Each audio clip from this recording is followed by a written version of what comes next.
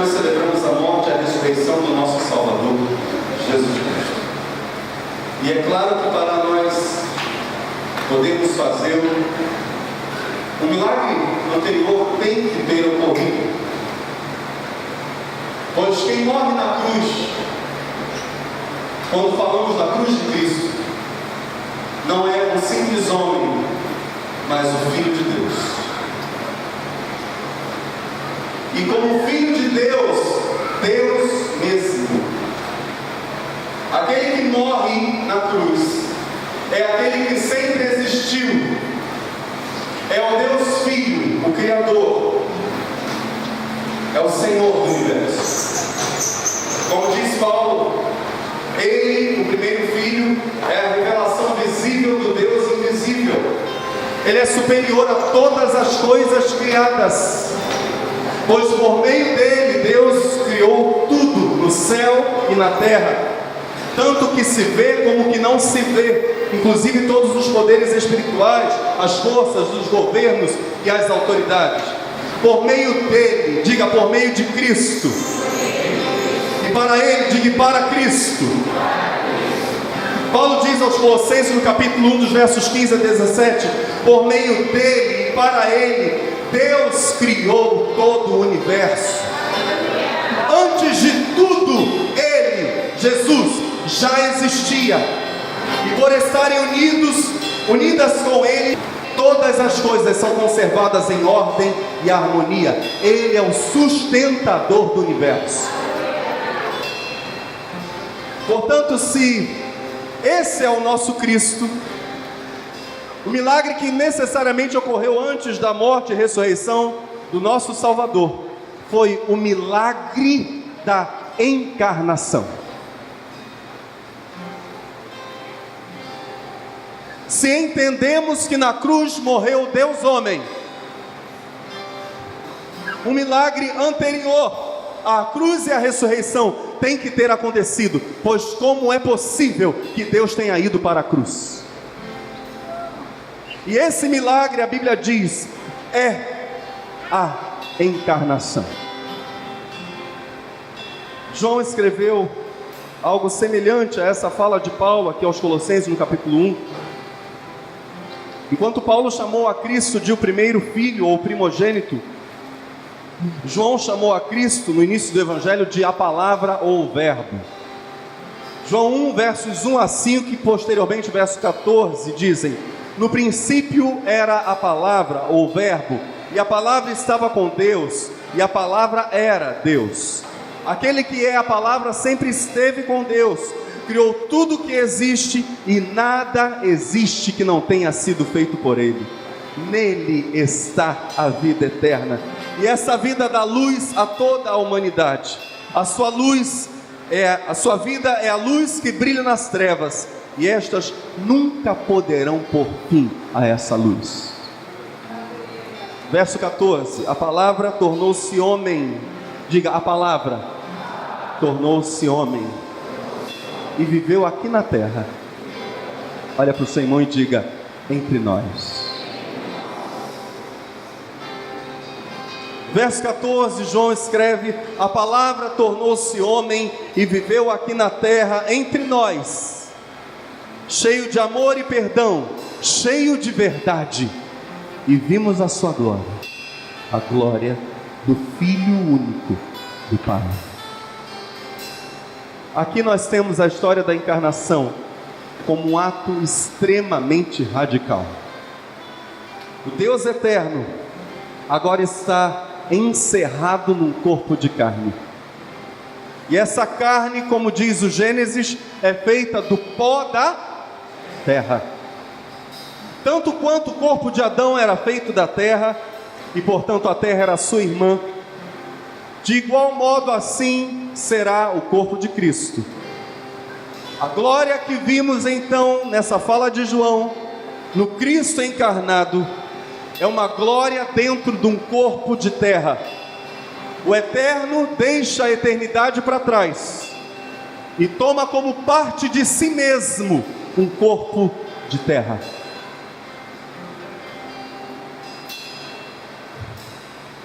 A história do mundo a história da terra passa a ser agora a história de Deus. Preste atenção.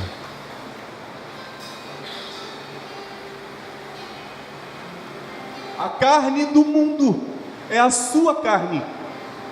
O mundo dos homens é o mundo de Deus. Jesus, Deus Filho eterno, sem começo nem fim, agora é humano. Diga agora. O Verbo é homem. Agora ele é humano.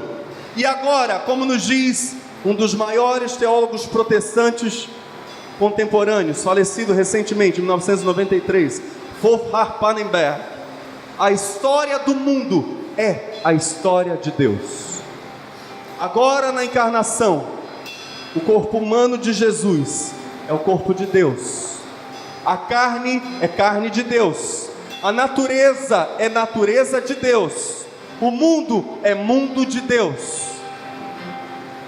E por causa da encarnação de Cristo, desse milagre extraordinário, Deus assumindo forma humana,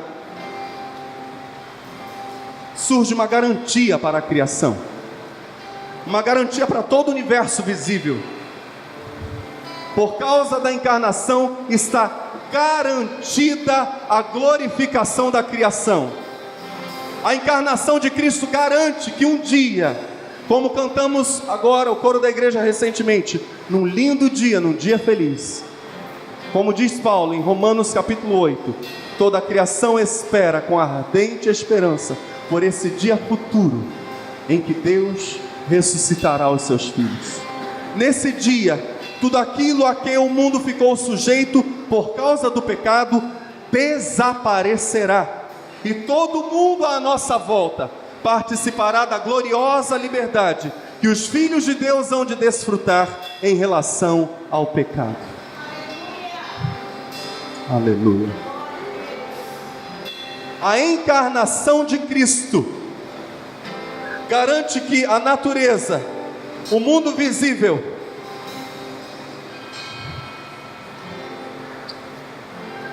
está agora intimamente apegado a Deus, inseparavelmente unido ao seu Criador. Mas algo nos impede de descambarmos para uma compreensão equivocada do mundo a partir da encarnação de Cristo.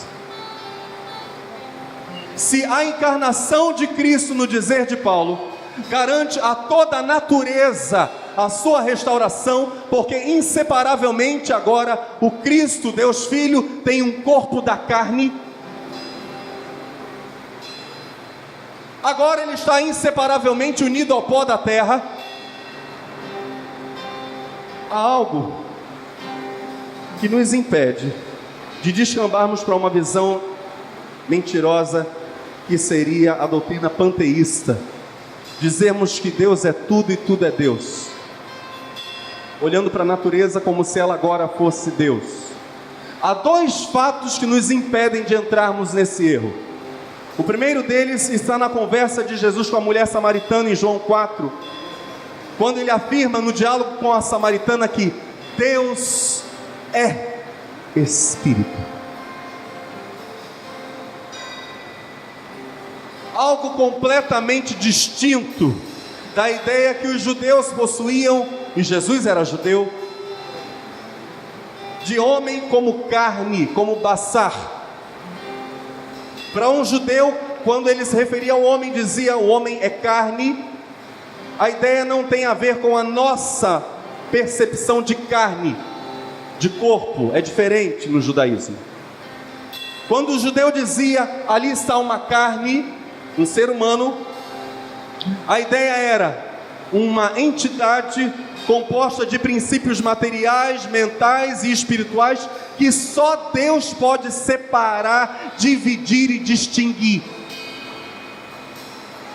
Para um judeu, o homem como carne era algo extremamente complexo, inseparável e em alguns aspectos misterioso limite. Até onde vai a ação do corpo, até onde vai a ação da mente, até onde vai a ação do espírito. Para um judeu essas coisas não estavam muito claras. como até hoje na verdade não estão. Enquanto Deus é espírito, o homem é carne.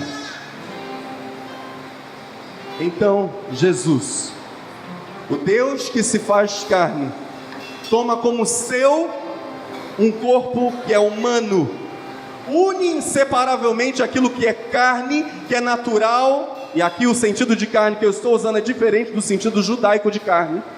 Une inseparavelmente aquilo que é humano, natural, com aquilo que é divino, celestial, sem com isso alterar a essência do natural. O natural continua sendo natural e o celestial continua sendo celestial. Em segundo lugar, para que a gente não entre a partir da encarnação de Cristo na visão de que a natureza agora é Deus, tudo é Deus e Deus é tudo, a heresia do panteísmo, o falso ensino do panteísmo.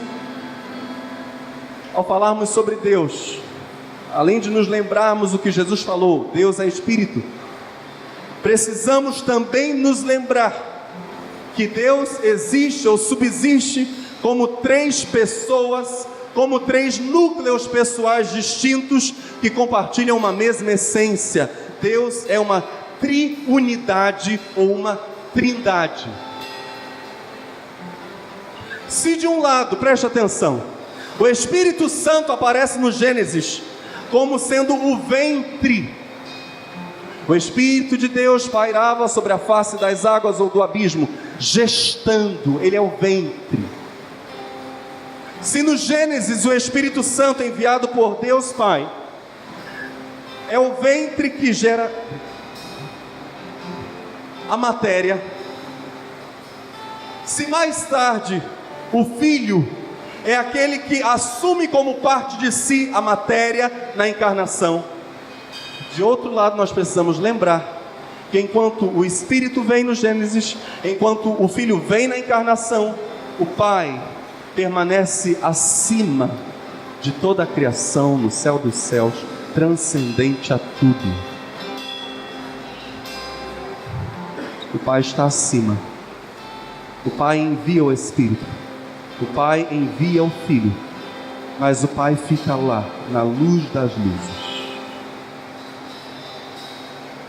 Se na encarnação e na humanização do Filho, o Pai faz com que a criação, quando o Filho assume um corpo terreno, a criação passa a fazer parte das relações da Trindade. Preste muita atenção. Também é certo que o Pai permanece acima da criação. Ele está no céu dos céus, transcendental e sublime. Na encarnação de Cristo, então a criação de jeito nenhum se torna Deus, mas ela recebe a garantia da glorificação. Ela se une de tal modo ao Criador, Deus Filho Criador, tornando-se corpo humano do homem Deus, que a história da criação passa a ser de fato e de um modo muito íntimo a história do próprio Deus. Mas a pergunta fundamental agora é: que Deus? Quem é esse Deus? Quem é Ele? Em primeiro lugar, esse Deus encarnado, esse Deus que, como Pai, envia o Filho, que por obra do Espírito Santo, como disse o anjo Gabriel a Maria, descerá sobre ti o Espírito Santo, e o poder do Altíssimo te envolverá com a sua sombra, e o ente santo que de ti há de nascer será chamado Filho do Altíssimo. A pergunta é: que Deus é esse que decide em Cristo se encarnar? Diga comigo: o Deus que decide depender do curso da história.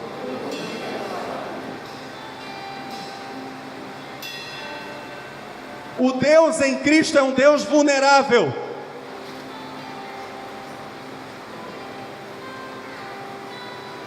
Muitas vezes, pensando na encarnação, na crucificação e na ressurreição, muitos de nós choramos, nos emocionamos.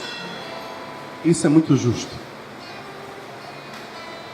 Particularmente ao pensarmos que Deus em Cristo e no milagre da encarnação se sujeita aos acontecimentos inopinados da história. Deus agora se entrega, se rende e diz: vamos ver. Deus tem uma confiança. Ele diz: eu acredito no poder do amor. Mas agora a história seguirá livremente o seu curso. Uma das negações da doutrina do inferno, aqueles que negam a possibilidade de uma alma se perder, dizem o seguinte: a perda definitiva de uma alma, única alma, significaria a derrota da onipotência de Deus. Aqueles que combatem a doutrina do inferno, que é uma doutrina bíblica, legitimamente bíblica, entre muitas coisas argumentam que a perda definitiva de uma única alma significaria a derrota da onipotência de Deus. Deus deixaria de ser o Deus Todo-Poderoso se isso fosse possível acontecer, uma única alma se perder. Mas o problema é que, de fato, em Cristo e no plano da salvação, assim é. Quando Deus cria o homem, cria um ser diferente de si mesmo. O homem não é um outro Deus. Isso por si só já é maravilhoso. Porque mesmo não sendo um outro Deus, esse ser criado por Deus, esse tal homem que Deus cria, pode resistir ao Deus poderoso. O que um cético, um incrédulo diria: isso é a derrota do poder de Deus, é a derrota da onipotência de Deus. Deus criar um ser capaz de, mesmo não sendo Deus, resistir à vontade dele, Deus. Isso na verdade não é a derrota da onipotência, isso é um grande milagre. Como Deus conseguiu fazer uma coisa assim?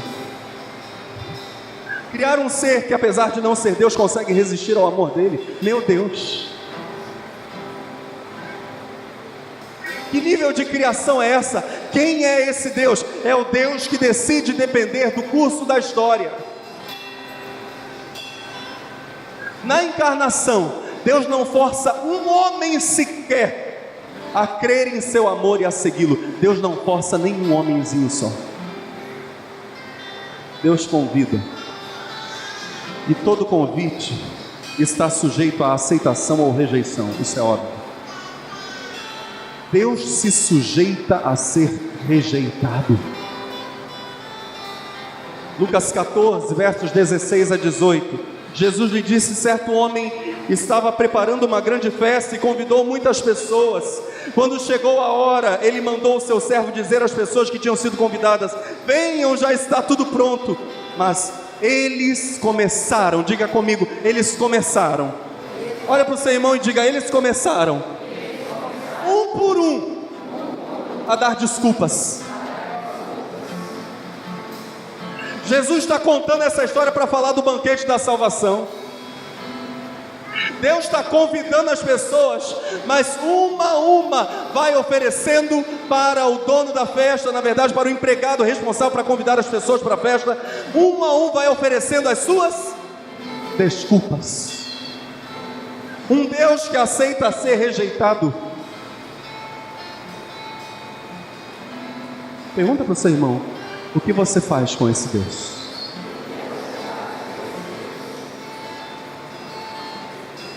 Porque agora a Bíblia está apresentando essas coisas para nós, perguntando: e o que vocês farão de Jesus? E agora o que vocês fazem com esse Deus, que pode ser rejeitado?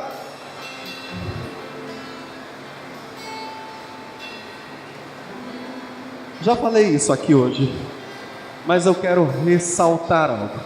Aos seguidores de João Calvino, do grande João Calvino, e a doutrina da graça irresistível, A doutrina segundo a qual Deus de modo nenhum no seu convite salvífico pode ser resistido.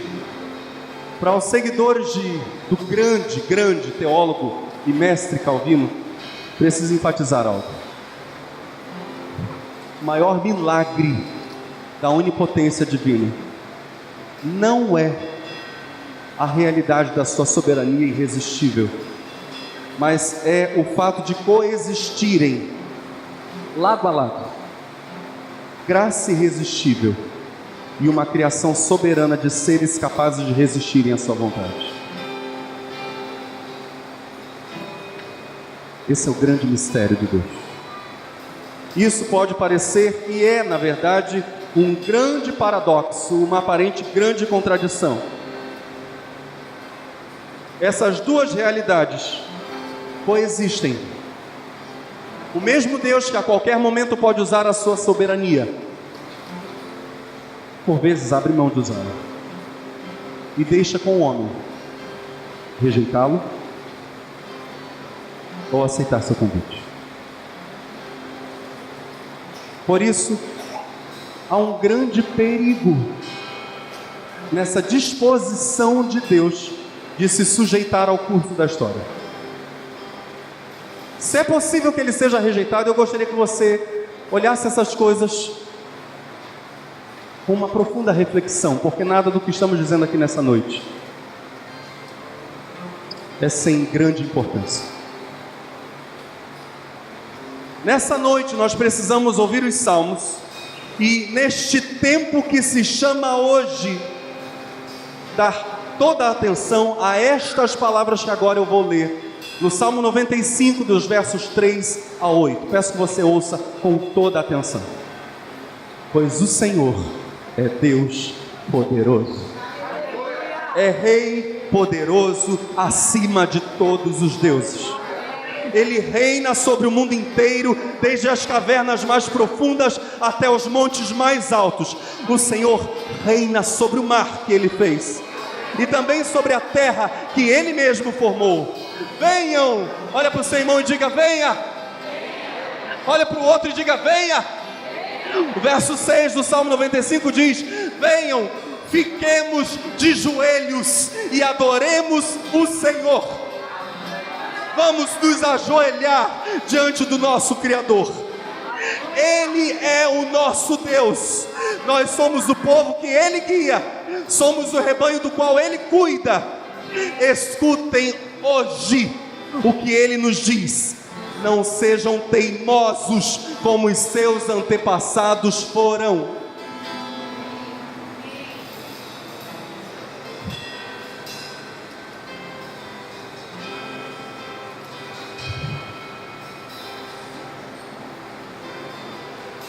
O Deus que decide em Cristo ser dependente do curso da história é o Deus que convida a cada um de vocês aqui nesse auditório, a mim e a minha esposa que estamos aqui nesse altar. Ele convida a cada ser humano a vir e se assentar com Ele na mesa do banquete da salvação.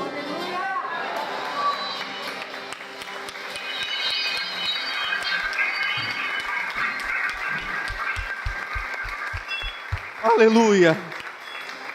Mas além de se render ao livre curso da história, o Deus responsável pela encarnação é também o Deus que se sujeita ao questionamento da sua própria divindade.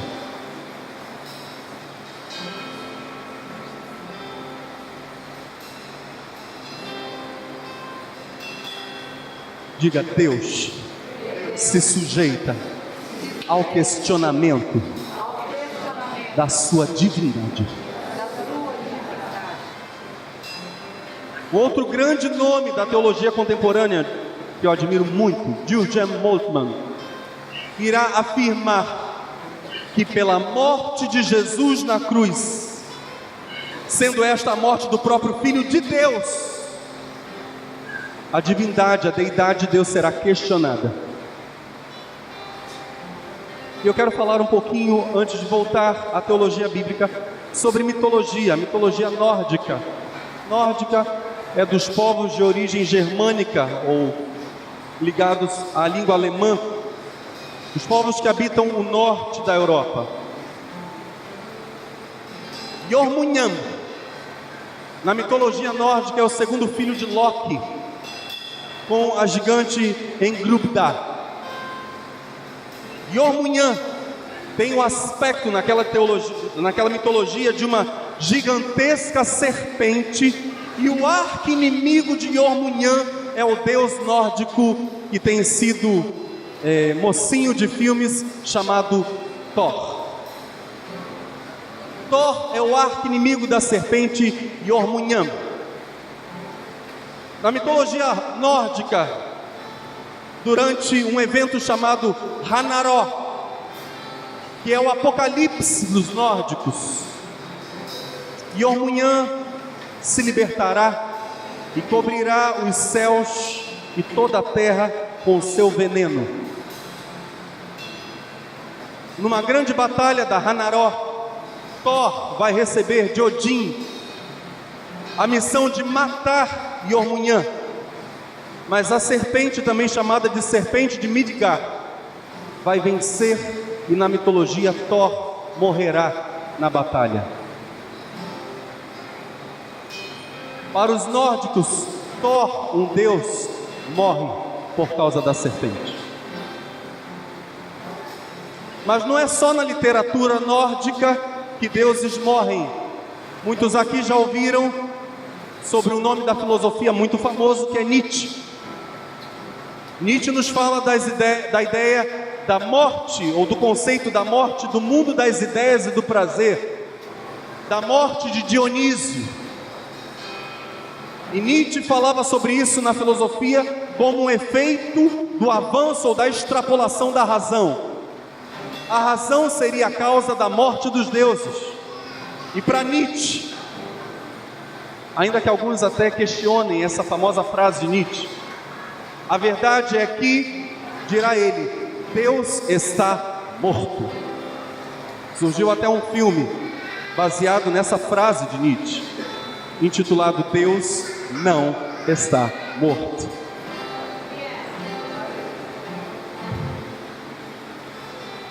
O problema é que o Deus verdadeiro, Deus Filho, morreu.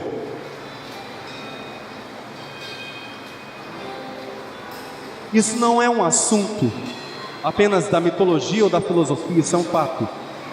Deus Filho morreu. E esse é o drama de Jürgen Moltmann, pela morte de Jesus na cruz. Sendo esta a morte do próprio Filho de Deus, a deidade de Deus será questionada. Um outro teólogo, amigo de Pannenberg, Eberhard Dinger, o Pai irá se impor contra a morte por meio da ressurreição do Cristo crucificado. Mas ainda assim, antes da ressurreição, ainda que o Pai, no dizer de Eberhard, vá se impor contra a morte, promovendo a ressurreição do Filho, ainda que o Cristo irá ressuscitar, antes da ressurreição, de fato vem a morte. Deus aceita se submeter e sentir em seu corpo de carne, o corpo de carne de Deus.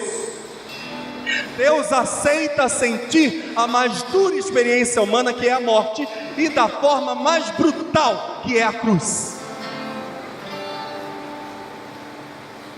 C.S. Lewis, o autor das Crônicas de Nárnia, vai de novo falar sobre a objeção daqueles que não creem na doutrina do inferno.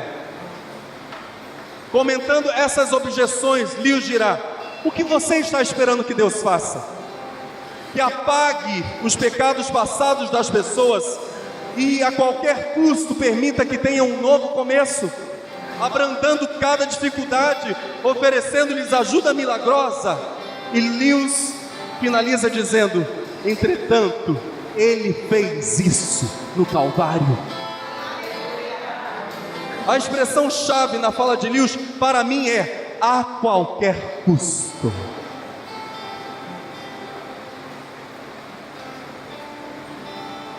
Deus fez isso a qualquer custo.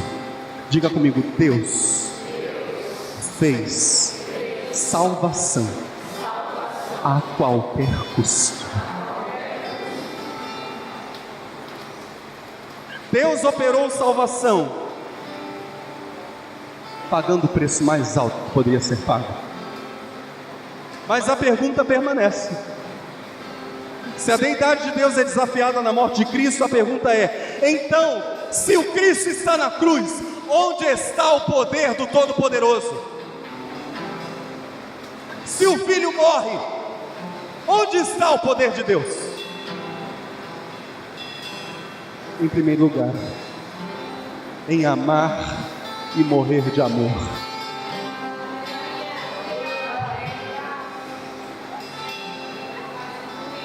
Nisso está o poder de Deus.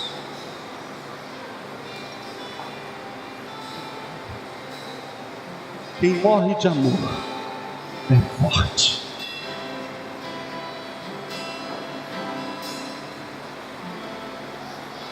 Quem morre de amor é invencível.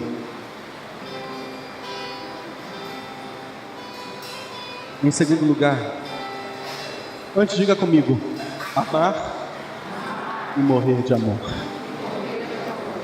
Em segundo lugar, a Bíblia nos ensina que o poder de Deus na morte de Cristo, na cruz, posteriormente no túmulo, está no fato de Deus Pai não permitir a decomposição ou apodrecimento do corpo de Cristo. O Salmo 16, verso 9 a 11 diz: por isso meu coração se alegra e no íntimo exulto, mesmo o meu corpo repousará tranquilo, porque tu não me abandonarás no sepulcro, nem permitirás que o teu santo sofra decomposição. Tu me farás conhecer a vereda da vida, a alegria plena da tua presença, eterno prazer à tua direita. Diga, Deus não permitiu decomposição. Em terceiro lugar, a Bíblia diz que o poder de Deus se manifesta na morte de Cristo, sim, em fazer reviver o mesmo corpo que fora crucificado. O corpo que volta à vida, ou o corpo que sai do sepulcro, não é outro corpo, é o mesmo glorificado. Interessante que o próprio Salmo 16 vai deixar essa ideia subentendida, porque o corpo que repousa e o corpo é o corpo que não vai ficar na morte. O corpo que morre é esse mesmo corpo que não fica morto. Deus então não vai alterar os fatos. Deus não vai quebrar as regras. Deus não dará um corpo novo para o filho, um outro corpo. A sua divindade vai ser questionada. Deus não vai fugir. Deus não vai negar coisa alguma. Sim, diga sim. Seu filho morreu. Mas diga sim. Seu filho ressuscitou. Sim. Sim, Deus Filho vai morrer, é verdade. Deus não vai fugir dessa realidade. Sim, com isso Deus está dizendo: o mal é real. E eu senti. Sim, Deus sentiu dor excruciante, inimaginável. Sim, o sangue do corpo de Deus foi derramado. Sim, Deus foi as últimas consequências do seu amor. Sim, como diz Paulo, Deus foi manifestado em corpo, justificado no Espírito, visto pelos anjos, pregado entre as nações, crido no mundo, recebido acima na glória. Sim, sim, sim, Paulo vai dizer: quem é que condena? Pois é Cristo quem morreu. Sim, o Filho de Deus morreu. Ou antes, quem ressuscitou dentre os mortos, o qual está à direita de Deus e também intercede por nós. Quem nos separará do amor de Cristo? Ou a tribulação, ou a angústia, ou perseguição, ou fome, ou nudez, ou perigo, ou espada, como está escrito: por amor de ti somos entregues à morte todo dia, somos reputados como ovelhas para o matadouro. Mas em todas estas coisas somos mais do que vencedores por aquele que nos amou. Porque estou certo de que nem morte, nem vida, nem anjos, nem principados, potestades, presente, porvir, altura, profundidade, nem alguma outra criatura nos poderá separar do amor de Deus que está em Cristo, no Cristo da cruz, no Cristo do túmulo, do Cristo ressurreto.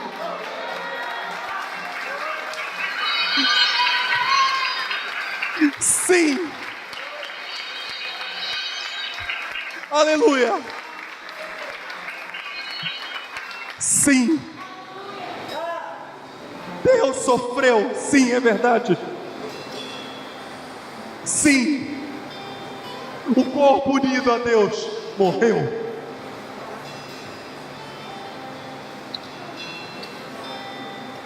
Mas ao terceiro dia,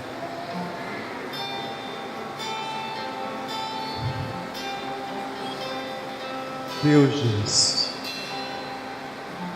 não, o pecado, o diabo, o inferno e a morte não venceram. Não, o mal perdeu. A criação será restaurada. O corpo de Cristo aponta para essa poderosa verdade. Unido a Deus, a natureza inseparavelmente unida a Deus. Por favor, fique de pé no seu lugar.